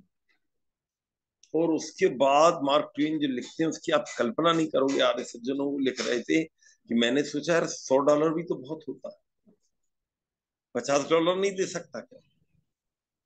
उसके बाद मार्क ट्वेन लिखते हैं कि $50 के बाद मेरे मन में आया कि $25 दे दूंगा तो कौन सा पहाड़ टूट जाएगा।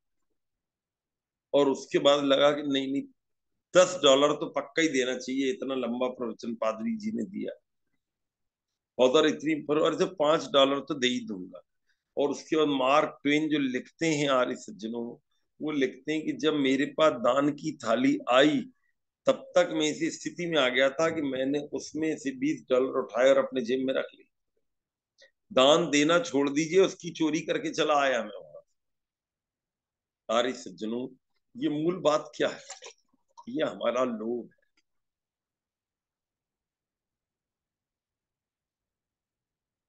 ये हमारा जो लोभ है, ये हमें मंदिर मस्जिद गुरुद्वारे को भी नहीं छोड़ने दे। हम जहां बैठेंगे हम वहां से कुछ लेने का प्रयास करें। निःशुल्क और निष्काम भाव हमारे जीवन से चला जाए। हर चीज में हमें बिजनेस ला दिया है। हर व्यक्ति जो काम कर रहा है उसके बदले में कुछ चाहता है। उसके मन में ये नहीं होता कि कुछ काम दुनिया में ऐसे होते हैं जिसके बदले में कुछ नहीं चाहा जाता, उसकी कोई कीमत नहीं होती। और ऐसे कार्य जिनके बदले में कुछ ना चाहा जाए, आर्य सज्जनों, वो वस्तुएं सुख शांति से आदमी की आत्मा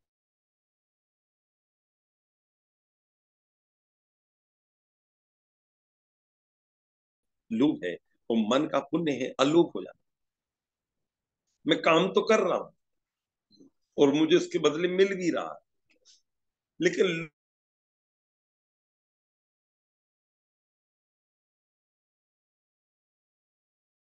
तैयार करते हैं, एक पूरा की पूरा पाठ्यक्रम आपके जीवन में आप उतारते हैं, तो आपको ये पता होना चाहिए कि मेरे मन में ये 3 पाप किसी भी परिस्थिति में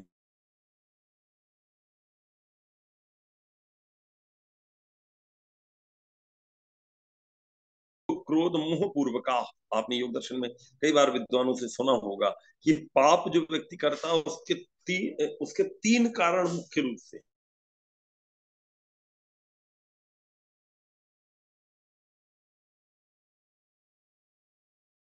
आप कर रहे हैं या एक पूर्वक भी कर रहे हैं, तो आपकी जो क्रिया है 100 साल तो छोड़ दीजिए, वो 1 घंटे की क्रिया भी पाप से भर जाएगी। तो 100 साल जीने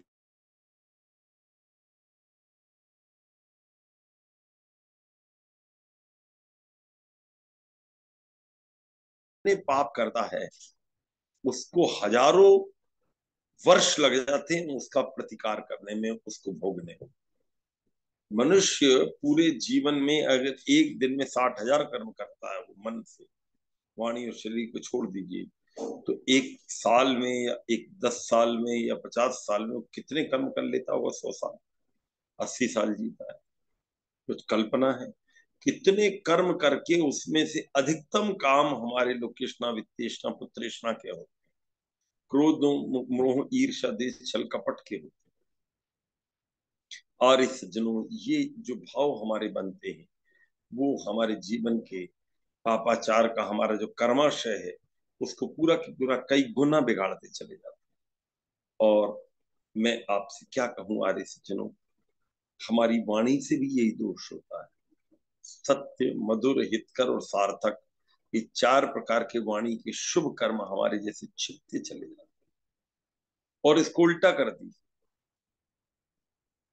हमारे असत्य बोलना, कठोर बोलना, निंदा चुगली करना, और जैसे कहते हैं गप्पे लड़ाना, जैसे ये जो निरर्थक और अहितकारी वाणी को बोलना, ये 4 प्रकार के वाणी के पाप हमारी वाणी में जैसे बिल्कुल ऐसे घुल मिल जाते हैं कि हम दिन में जितना बोलते हैं उनमें बहुत कुछ अहितकारी बोलते हैं, बहुत कुछ व्यर्थ बोलते हैं, बहुत कुछ हम असत्य भी बोलते हैं, और कठोर तो बोलते ही बोलते हैं।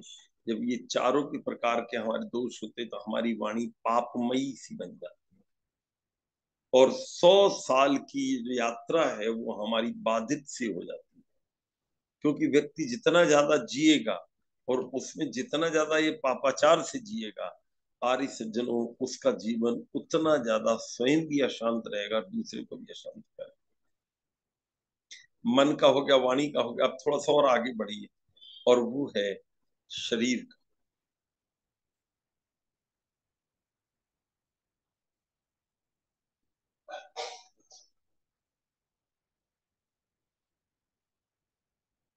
शरीर से हिंसा, चोरी और व्यभिचार, रक्षा, दान और सेवा, ये रक्षा, प्रोटेक्ट करना दूसरे को, दूसरे को कुछ सहयोग करना, धन धान्य से, वस्त्र से, अनाज से, उस सेवा का भाव, दूसरे के प्रति कौन किस तकलीफ में मैं किसके साथ खड़े हो सकता हूँ, ये 3 भाव जितने ज्यादा थे, हमारे शरीर का सदुपयोग उतना ज्यादा होता है। 100 साल की यात्रा का परमात्मा हमें एक पूरा की पूरा, जैसे कहते हैं, पाठ्यक्रम सा बनाकर दे रहे हैं, और इसको उल्टा कर दीजिए, हिंसा करना, चोरी करना, व्यभिचार करना। हिंसा की कोई सीमा मनुष्य ने बना के रखी है? आज मैं मणिपुर का एक वीडियो संयोग से मेरे सामने आ गया। मणिपुर में कितने अत्याचार अभी हो रहे हैं और कितनी तकलीफें दे रहे हैं, वहां बेटियों को भी दे रहे हैं, पुरुषों को भी दे रहे हैं। सब वीडियो में देखो तो रूह कांप जाती है। आदमी मानव का जन्म लेकर कितनी हिंसा और कितने अत्याचार दुनिया में कर रहा है। दूसरे की वस्तु को लेने का आपको क्या अधिकार है? ऐसे कैसे ले लेते हैं आप दूसरे की वस्तु? लेकिन आपके लिए वो सहज इसलिए हो जाता है क्योंकि वहां से आपकी वाणी, आपका मन और आपका शरीर, तीनों को आपने इतना आदी बना दिया है कि आपको लगता है कि सब कुछ लेकर मैं सुखी हो जाऊं। आर्य सज्जनों, जब वेद माता आपसे 100 वर्ष जीने का कहती है तो आपकी क्रियाओं में 100 वर्ष के लक्ष्य में, जैसे आपको यहाँ से दिल्ली जाना हो एक, और आपको चौराहे तक जाना हो, दोनों में फर्क है। चौराहे तक आदमी 10 मिनट में पहुंच जाएगा, दिल्ली 10 मिनट में नहीं पहुंच जाएगा। तो मान लो आपको अमेरिका जाना है या कोई बहुत दूर के देश में जाना है, किसी दूसरे महाद्वीप में जाना है, तो आप वैसी तैयारी करके निकलते हैं जब आपकी यात्रा लंबी होती है। जब आपको धर्म की यात्रा करनी है आर्य सज्जनों, तो धर्म की यात्रा में आपका जो लगेज है, वो लगेज जो है वो उसी ढंग का होना चाहिए। चौराहे तक जाने के लिए आपको इतना भोजन लेकर जाने की जरूरत नहीं है कि कोई 8-15 दिन में लौटेंगे आप। लेकिन जब आप लंबी यात्रा पर निकलते हैं तो आपके साथ भोजन भी होते हैं, वस्त्र भी होते हैं, कुछ एड्रेस भी होते हैं, कुछ फोन होता है, कुछ और तैयारियां भी होती हैं। आपको जब जन्म जन्मांतर की इस यात्रा में 100 वर्ष तक कम से कम जीना है, तो आपकी विचारों की पवित्रता जितनी हो, वाणी की जितनी हो, आपके शरीर की क्रियाओं में भी पवित्रता देखनी चाहिए। यदि शरीर की क्रियाओं में अपवित्रता है, अव्यवस्थिति है, तो आर्य सज्जनों, ये आपकी 100 साल की यात्रा को बहुत ज्यादा कष्टमय बना देगा। निष्काम भाव आपका कम हो जाएगा, और जितना निष्काम भाव कम होगा, आप एक पशु से ज्यादा बदतर जिंदगी जीने लगेंगे। एक पशु तो फिर भी ऐसा देखने में आता है कि पशु अपनी अगली पीढ़ी के लिए कुछ छोड़ देता है। उसको ये डर रहता है कि मैं यदि ऐसा गलत करूंगा तो मेरी पीढ़ी का क्या होगा, उनको कैसे मिलेगा। लेकिन मानव अपनी आने वाली पीढ़ी को पूरी तरह, जैसे कहते हैं, निचोड़ कर देना चाहता है। वो पता नहीं वो आने वाली पीढ़ी को वो मिल पाएगा कि नहीं मिल पाएगा। तो कुर्वन्ने वेह कर्माणि जिजीविषेत शतम समाह, एवं त्वयि नान्यथे दोस्ती न कर्म लिप्यते नरे। 9 करीब आपका बज गया है और अनेक सेलिब्रिटीज यहाँ जुड़ी हुई हैं। प्रवचन तो ये है और कल भी मुझे देना है, तो मैं इसकी पूर्ति कल कर दूंगा। आज जो महानुभाव जुड़े हुए हैं, मैं उन सबका अभिनंदन और धन्यवाद पुनः कर दूं। कुछ तो भारत की ही बहुत अच्छे अच्छे योग्यतम महानुभाव जुड़े हुए हैं और कुछ हमारे विदेशों से भी जुड़े हुए हैं। तो कुछ महानुभाव जो हैं, समय अपने पास सीमित होता है। आज यद्यपि कार्यक्रम लेट हुआ, और कोई बात नहीं, जैसी भी भगवान की व्यवस्था है। एक दो लोगों से मैं आग्रह करूंगा कि वो 2-2 मिनट में अपनी बात रखें। सबसे पहले मॉरिशस से भ्राता सुकन जी जुड़े थे, क्या अभी तक वो जुड़े हुए हैं कि थोड़ा देखिए तो। सुकन जी जुड़े हुए हैं, जी जी जी जी। सुकन जी का ये अनम्यूट कर दीजिए। भ्राता सुकन जी एक बार स्क्रीन पर आए, मैं इनका परिचय देना चाहता हूँ। आ चुके हैं, आ चुके हैं। सुकन भ्राता जी, आपका वो एक बार खोलिए। हाँ, ठीक है। ये जो मॉरिशस में बहुत अच्छी सेवा में भी रहते हैं और मॉरिशस की एक सभा जो है उसका ये संचालन करते हैं, जिसका नाम आर्य क्षत्रिय सभा है। जब मैं मॉरिशस गया तो आप ने मेरी पूरी व्यवस्था की। मैं अपने जीवन में 3 बार मॉरिशस गया हूँ और जी भ्राता जी जो हैं उनसे मेरा बड़ा पुराना प्रेम है और वो काफी भावनाएं रखते हैं वैदिक धर्म के लिए। और सभा में कोई भी व्यक्ति वैदिक धर्म के उस प्रोटोकॉल को यदि थोड़ा सा भी तोड़ने का प्रयास करता है, तो हमारे जो भ्राता सुकन जी हैं, संजीव सुकन जी, वो तुरंत उसको वहीं ब्रेक करने, भाई ये नहीं चलेगा, शुद्ध वैदिक धर्म के प्रोटोकॉल से बाहर नहीं जाऊंगा। तो मैं भ्राता जी का अभिनंदन करता हूँ। भारत में आपको सब लोग देख रहे हैं, बांग्लादेश के लोग देख रहे हैं। थोड़ी देर अपने 2-4-5 मिनट में अपना स्नेह हम सबको प्रदान कीजिए। भ्राता अ, श्री संजीव सुकन जी। आचार्य जी को मैं प्रणाम करता हूँ और जितने आर्य परिवार हैं हमारे साथ हैं, मैं आप लोगों को हृदय की गहराई से धन्यवाद करता हूँ। आज बहुत गर्व की बात और खुशी की बात है आचार्य जी, आप ये जीवेम श्रद्धा सत्यम के बारे में अपना जो भाषण दिए हैं। और वैसे तो हमारे वैदिक धर्म में लिखा गया है वसुधैव कुटुंबकम, यह पूरा विश्व एक परिवार है। कृणवंतो विश्वम, विश्व का विश्व को महान बनाना है।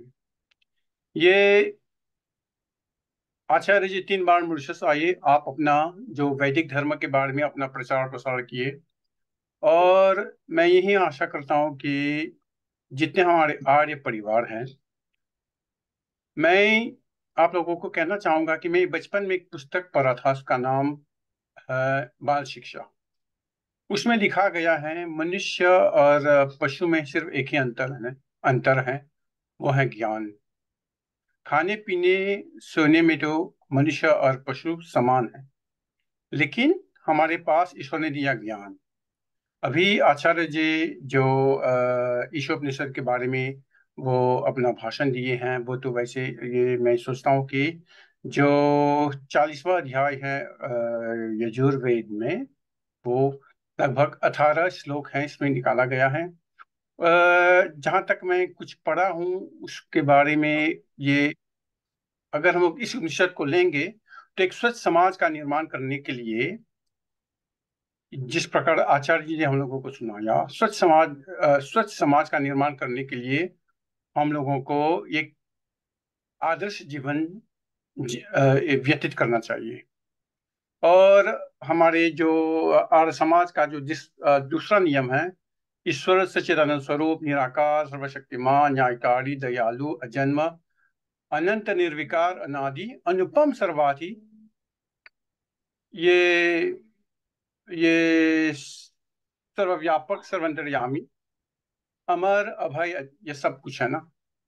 लेकिन देखेंगे ये महाभारत के युद्ध के बाद क्या हुआ, वैदिक धर्म पर ये इसको आगे ले जाने में हम लोगों की कितनी कठिनाई हुई। अगर स्वामी दयानंद नहीं आते आज, तो हमारा दशा दयनीय होता। तो मैं मांग करूंगा सभी लोगों से कि हम लोगों को पहले घर से शुरुआत करना चाहिए। अगर कहते हैं ना, family praise together stage together, अगर घर में हम लोग अपना हवन, संध्या पाठ, सवेरे को प्रार्थना करेंगे, संध्या करेंगे, यज्ञ करेंगे, तो हम एक सुखी परिवार को बना सकते हैं। और देखेंगे, छोटी मुंह बड़ी बात होती है, देखेंगे कि देखो, जो सही बात है हम लोगों को बोलना चाहिए, डरना नहीं चाहिए। आज ही मैं एक दो चार व्यक्ति से मैं कुछ मैं कर रहा था, तो फिर मैं उन लोगों से पूछा कि अगर राम नहीं होते तो रामायण नहीं होता, अगर कृष्ण नहीं होते तो महाभारत ये नहीं होता। तो हमारा जो विशिष्ट जो धर्म पुस्तक है वो चार वेद हैं, ऋग्वेद, यजुर्वेद, सामवेद, अथर्ववेद। तो फिर क्या हुआ, कैसे हुआ? ये एक लेखक का नाम मैं भूल गया, हम कौन थे, क्या बन गई। तो हम लोगों को सोचना चाहिए कि हम लोग, हमारा जो पूर्वज थे वो आर्य थे, आज हम लोग क्या बन गए, क्यों? कारण क्या है? क्या जो माता पिता हैं वो लोग अपना कर्तव्य निभा रही हैं? क्या अभी आचार्य जी ने कहा, जब हम लोग ब्रह्मचर्य आश्रम है, गृहस्थ आश्रम है, वानप्रस्थ है, संन्यास है, अगर हम लोग इन आश्रमों में अपना जीवन को ठीक से व्यतीत नहीं करेंगे तो स्वच्छ समाज का निर्माण हम नहीं कर पाएंगे। कहने के लिए बहुत कुछ है, लेकिन मैं आप लोगों से ये मांग करूंगा कि यथाशक्ति हम लोग अपने घर में, अपने परिवार में वेद का संदेश अवश्य पहुंचाएं। अगर हम लोग एक ये सारे, अगर अभी आचार्य जी ने कहा हाई टेम्परेचर अभी भारत में है, मैं भारत में था अप्रैल मास में, लगभग 30 दिन में था। तो क्या हम लोग पूछ सकते हैं कि सही ढंग से हम लोग जज कर रहे हैं? केमिस्ट्री और अग्निहोत्रा एक साइट है, अगर हम इसमें जाएंगे, देखेंगे किस तरह हम लोगों को जज करना है, तो ये सब जितने ये कहते हैं, ये क्लाइमेट चेंज, ये सब परिवार में किस तरह रहना चाहिए, सब कुछ हमारे वेद में है। तो मैं यही मांग करूंगा, और जो अपने आपने कहा भी इस उपनिषद के बारे में, हम लोगों को थोड़ा बहुत पढ़ना चाहिए और लोगों को अपना ज्ञान यथाशक्ति देना चाहिए। और हम लोग जिस तरह हम लोग अपना कर्म कर रहे हैं, सोचना चाहिए, एक सेविंग करना चाहते हैं, कहते हैं ना जीवेम शरणागतम्, अगर हम लोगों को सेविंग करना है आगे ये जो आते जन्म में, तो इस जन्म में हम लोगों को निस्वार्थ भाव से अपना कर्म करना चाहिए। और हमेशा, अगर आप किसी का भला नहीं कर पाओगे तो बुरा कभी नहीं करना चाहिए। ध्यान के लिए धन्यवाद। बहुत बहुत धन्यवाद। बहुत बहुत धन्यवाद भ्राता सुकन जी, आपने अपना स्नेह प्रदान किया और आगे भी आप इससे जुड़े रहिएगा। मॉरिशस में आप वैदिक धर्म का इतना काम कर रहे हैं। डॉक्टर निलय जी जुड़े हुए हैं बांग्लादेश से। मैं ये एक ऐसे ढंग की सेलिब्रिटी है जो आप भारत के लोग इनके बारे में जानते नहीं है। आपको कल्पना भी नहीं होगी कि एक मुसलमानों के देश में एक व्यक्ति कैसे ज्योति जला रहा है। Can't image this. ये एक बिल्कुल नए ढंग की दुनिया इन्होंने वहां बताई है। वो सैकड़ों युवक युवतियां जो हाईली क्वालिफाइड हैं पूरे बांग्लादेश में, वो इनके ग्रुप में जुड़े हुए हैं और वहां पर रहकर लगभग 35 पुस्तकें अभी तक ये बांग्लादेश की भाषा में, जो बंगाली भाषा है उसमें ये ट्रांसलेट करवा के, इनकी पूरी टीम काम करती है बांग्लादेश में। अपन भारत में कोई काम करें तो अपने हाथ पैर फूल जाते हैं, अपनी टीम मिलना मुश्किल हो जाती है।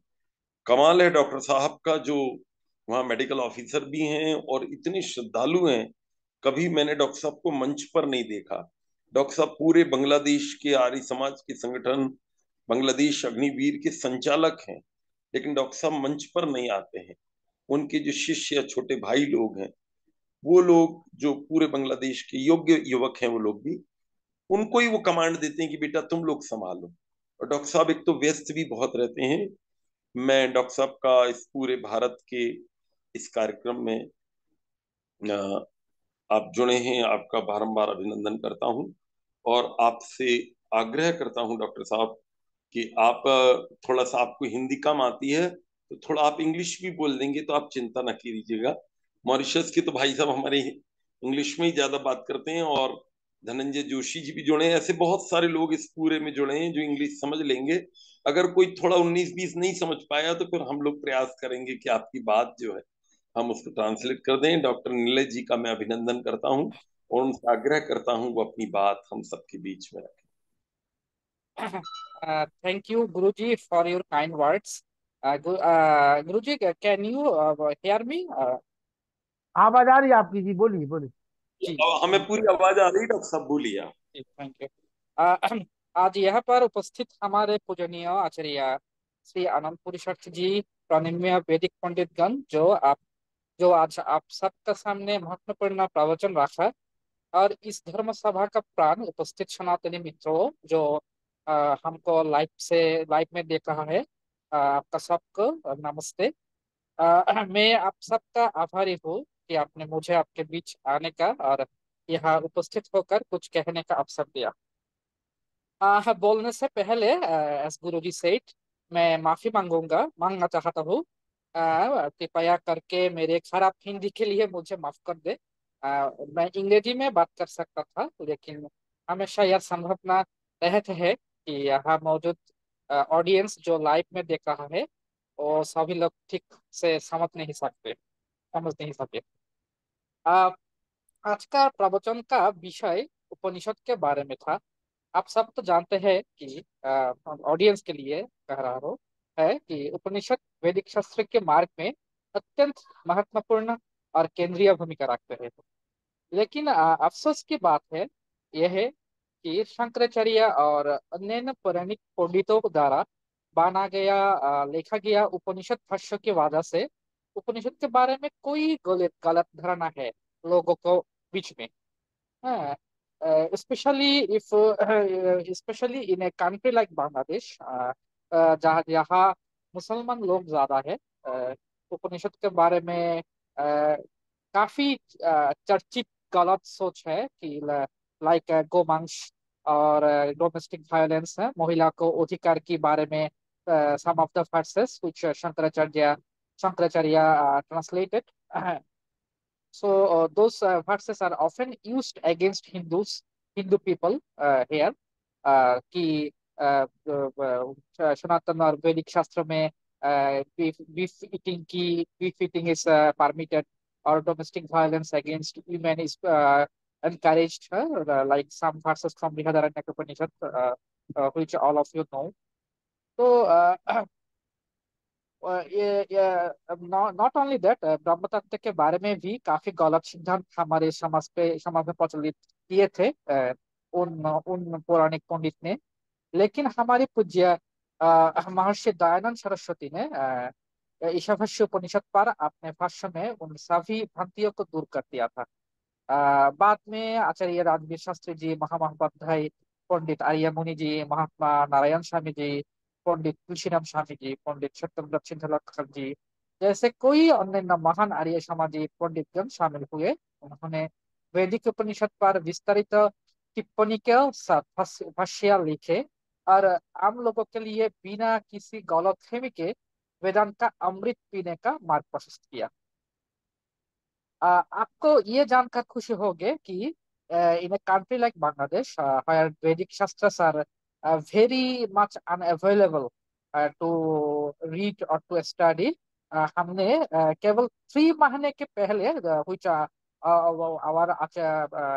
honorable Guruji already knows, हमने केवल 3 महीने पहले पहले बांग्लादेश में उपनिषद का पहला आर्य भाष्य प्रकाशित किया इन बंगाली लैंग्वेज, जिसमें 20 से अधिक आर्य समाजी विद्वानों का टिप्पणी शामिल है।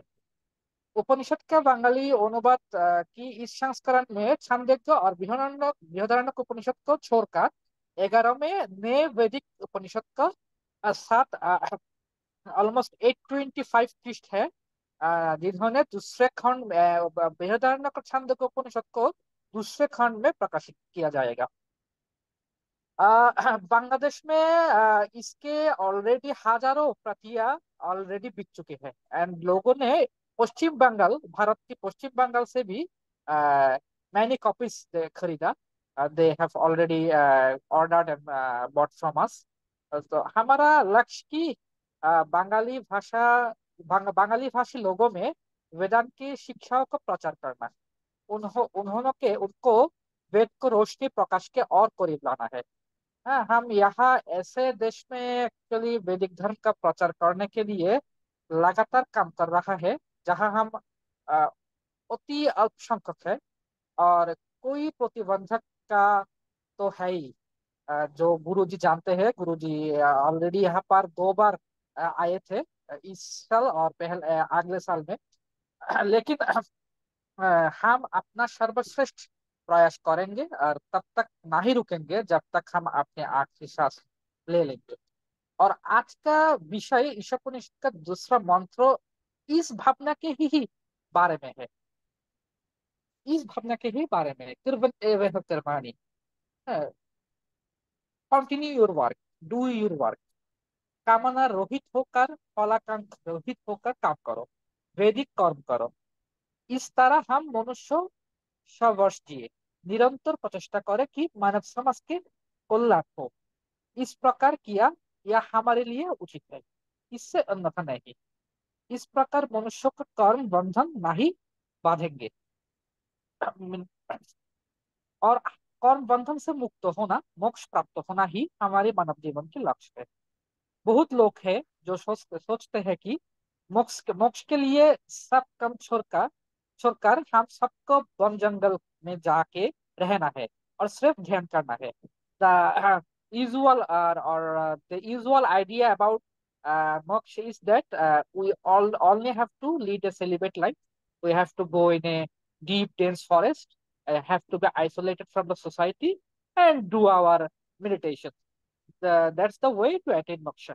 That is the usual idea uh, amongst the people, amongst the army. That's the usual idea. But as we all know, that Vedas are the most practical words that the human history could ever afford of. ईश्वर ने हमको वेद को बानी भेजा कि हम उस practical बात के साथ जरिए हमारा जीवन परिचालित कर सके। That's why Ishwar said, "Kirvan evah karmani." Do your works. Didi vishchattanam samaha. By doing the works according to the paths of Veda, by doing the works without desire, without any personal gain, we have to continue our best efforts to serve the nation, to serve the society, and to serve the world. That's the gist this mantra consists. Uh, but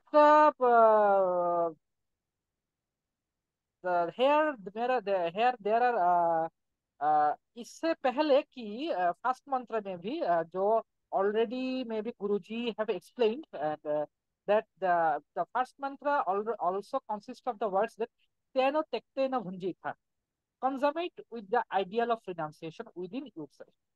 त्याग के आदर्श पर आधारित होकर भोग करिए, सिर्फ भोग नहीं।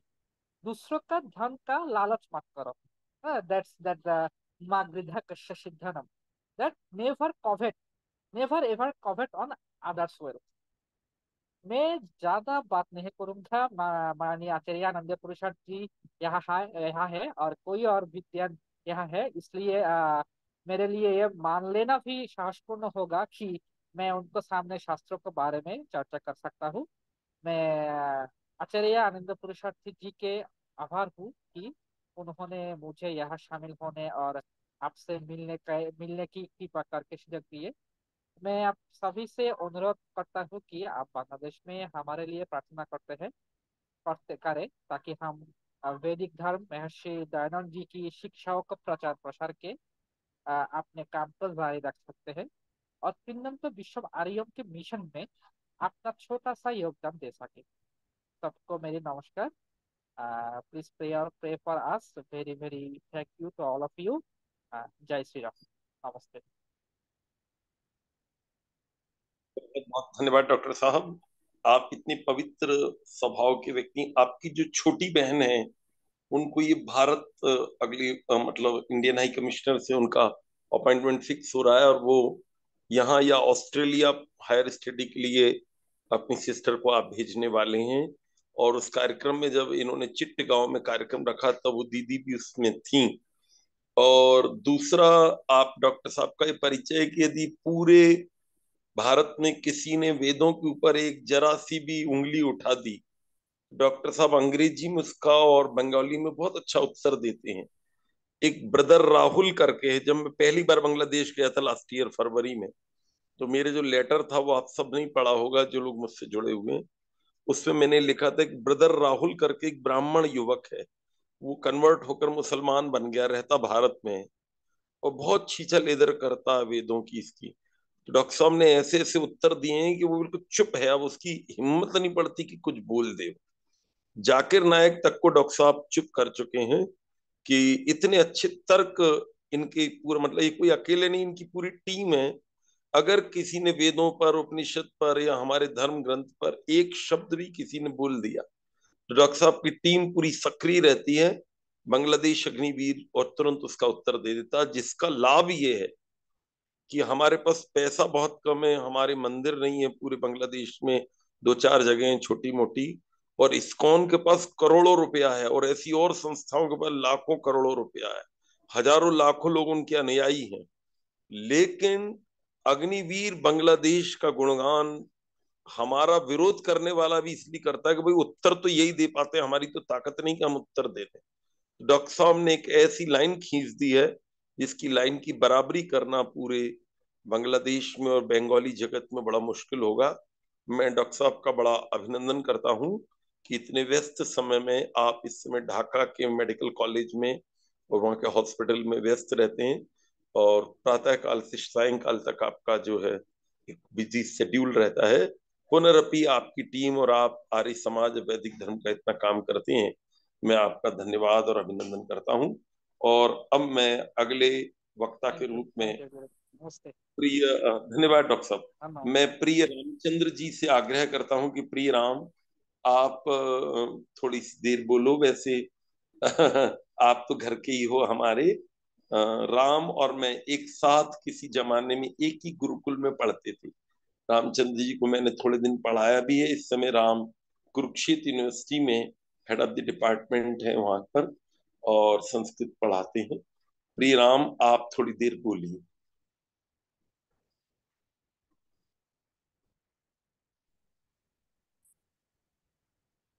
डॉक्टर रामचंद्र जी कह रहे थे कि हम आज श्रोता के रूप में रहेंगे, लेकिन हम चाहते कि नहीं, दो शब्द। वो उसको क्या कहते हैं, ऑन तो किया ही जा सकता है। हाँ बिल्कुल बिल्कुल। आइए डॉक्टर रामचंद्र जी। एक दो मिनट बोलेंगे फिर जोशी जी को अपन समय देंगे। डॉक्टर रामचंद्र जी। ऐसा तो नहीं कहीं रख के चले गए हों मोबाइल? धनंजय जोशी जी, धनंजय जोशी जी। तो फिर धनंजय जोशी जी को ऑन कर दीजिए आप। धनंजय जोशी राम जी। जी जी।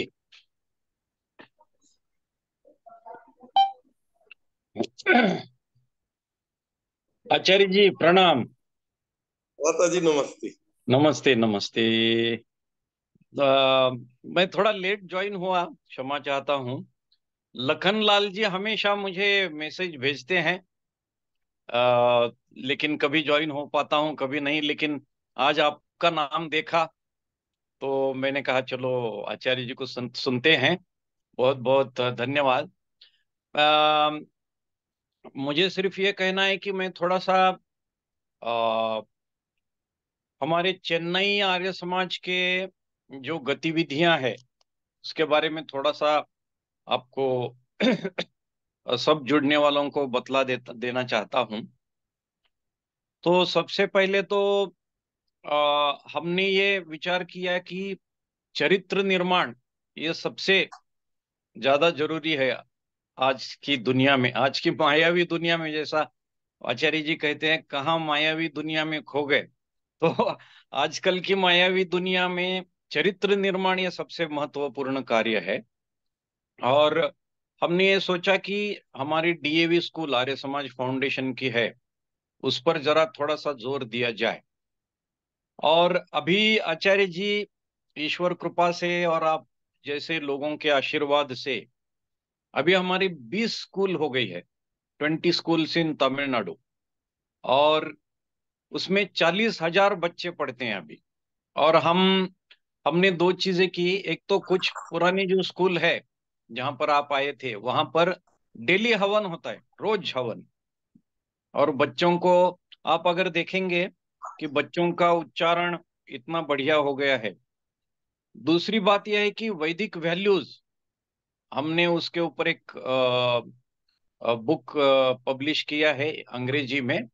और वैदिक वैल्यूज मतलब हमारे जो वैदिक विचारधारा है, यम नियम, उनको हमने वैदिक वैल्यूज करके उसको अच्छी तरह से डिस्क्रिप्टिव लिखकर एक पुस्तक छाप दिया, और वो एक विषय है। और तीसरी चीज है कि वेद मंत्र चैंटिंग कंपटीशन होता है। और हमारे ही नहीं बल्कि पूरे चेन्नई शहर के कम से कम 20 या 25 स्कूल उसमें उसमें भाग लेते हैं वो विद्यार्थी। और उसमें हम जिसका बेस्ट परफॉर्मेंस है, शुद्ध उच्चारण है, उसको हम सम्मानित करते हैं उस स्कूल को और विद्यार्थियों को। और हमारे पास अभी तमिल भाषा में और हिंदी भाषा में और अंग्रेजी भाषा में, तीनों भाषाओं में पुरोहित है। तो हम मतलब संस्कार भी करते हैं, जो जिसको जो चाहे। और वो सब ऑनलाइन है। हमारे अ, जो डीएवी स्कूल का या आर्य समाज फाउंडेशन के स्कूल के वेबसाइट में कृपा करके आप देख सकते हैं कि हमारी क्या क्या गतिविधियां हैं। तो इतना ही मैं कहूंगा। हम आचार्य जी के साथ गए थे अंडमान, वहां पर आर्य समाज की स्थापना आचार्य जी ने की थी। हमने थोड़ा बहुत वहां पर कुछ सहाय किया। लेकिन आर्य समाज कहाँ भी हो विश्व में, हमारा ऑनलाइन सत्संग भी चलता है संडे को 9:30 बजे ज्वाइन हो सकते हैं लोग। और विश्व में कहीं भी अगर वैदिक विचारधारा वाले लोग हैं या कोई आर्य समाज को जरूरत है तो हम उनको तन मन धन से बिल्कुल सहायता करते हैं, करने के लिए तैयार है। मुझे संपर्क कर सकते हैं कोई भी। तो बस इतना ही कहूंगा। आज के आचार्य जी के विचार तो बहुत बढ़िया थे। और जैसा मुझे एक भर्तृहरि महाराज का श्लोक आता है उससे समाप्त करूंगा। येषा न विद्या न तपो न दानम, ज्ञानम न शीलम न गुणो न धर्मा, ते मर्त्य लोके लोके भुवि भार भूता मनुष्य रूपेण मृगाश्चरन्ति। तो आचार्य जी धन्यवाद। और लखन लाल जी का विशेष धन्यवाद है कि वो अब मेरे पीछे लगते रहते हैं कि आप समय दीजिए समय दीजिए।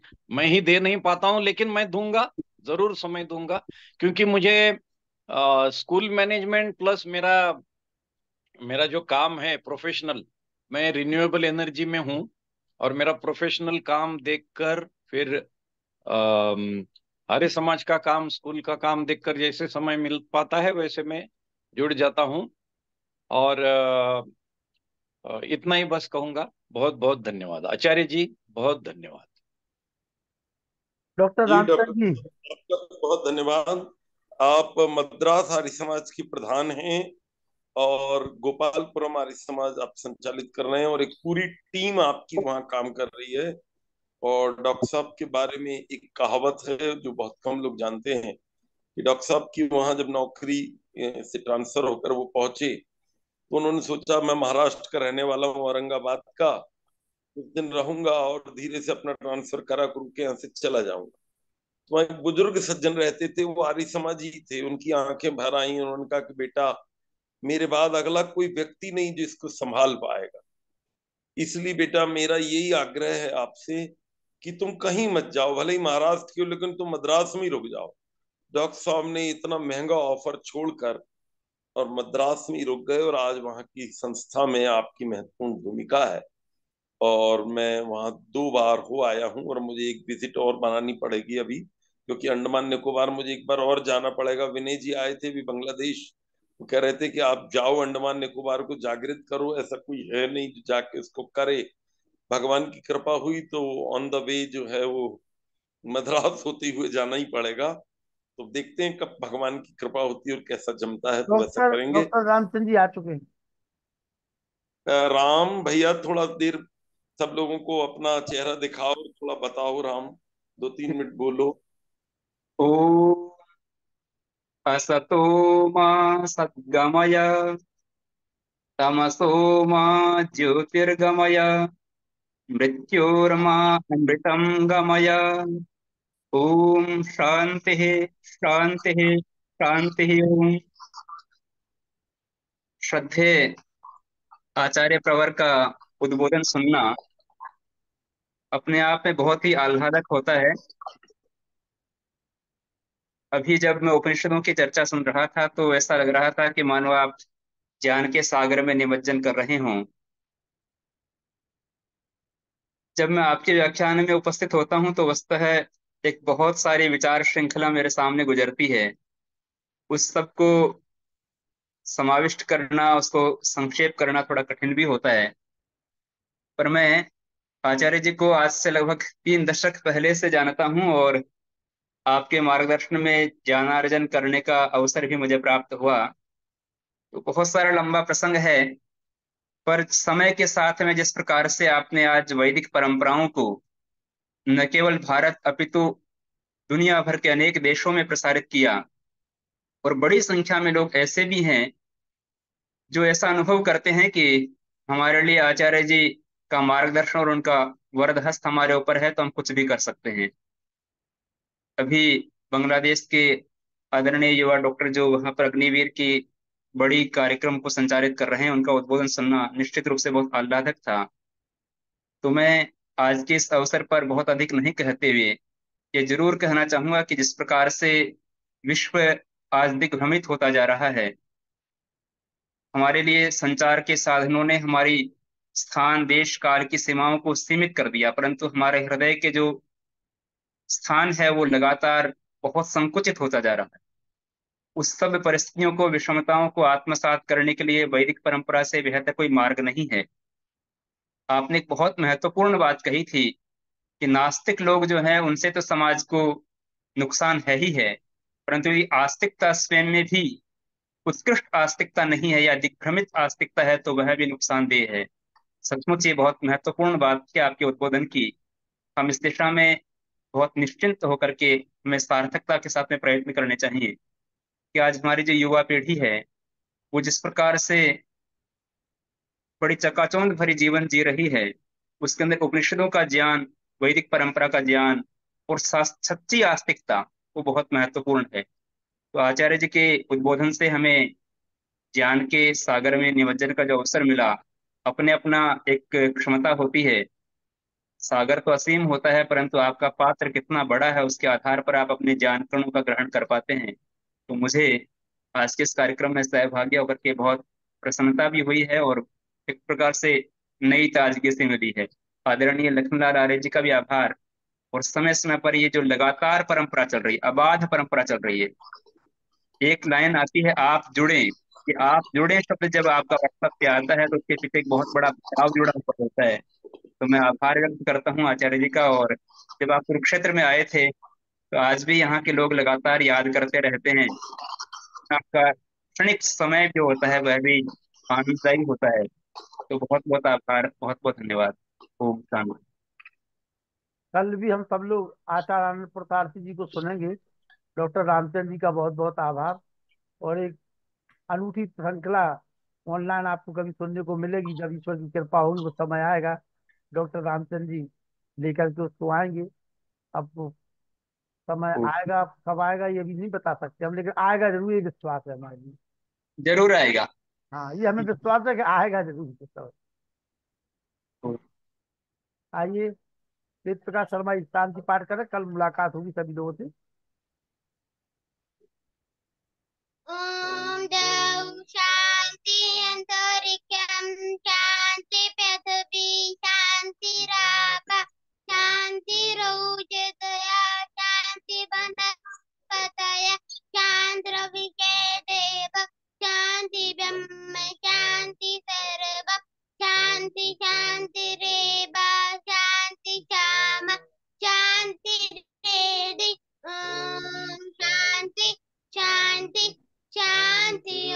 जो बोले सो सब है, सत्य सनातन वैदिक धर्म की जय। गुरुवर विजयानंद की जय।